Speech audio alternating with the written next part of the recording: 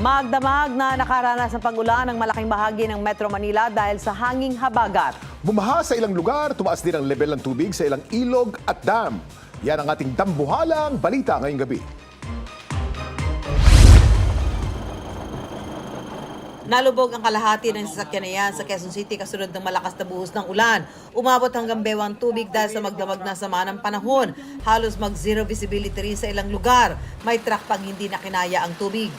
Parang di kaya eh. Sila kami dyan nadaan eh. May kotse dun eh. Kalahati eh. Pagka umabot sa Bumaha rin sa Caloocan. Nagdulot yan ng pagbagal ng daloy ng trapiko. Wala akong pasahero. Hindi ako makaka-bounder eh. Wala akong pakakain sa pamilya ko. Wala akong kikitain. Umapaw naman ang Lamesa Dam. Sa datos ng Pag-asa, lumampas sa normal high water level na 80.15 meters ang tubig alas 8 ng umaga kanina. Normal pa naman ang level ng tubig sa Marikina River. Ayon sa Marikina City Rescue 161, 13.9 meters ang huli nilang monitoring, 15 meters ang first alarm. Itinanggi ng Marikina LGU ang mga kumakalat na impormasyong posible pang tumaas ang tubig sa Marikina River dahil sa pag-apaw ng Lamesa Dam. Ang daluyan ng dam ay sa Tuliahan River, sa Malabon, Valenzuela at Quezon City at hindi sa Marikina.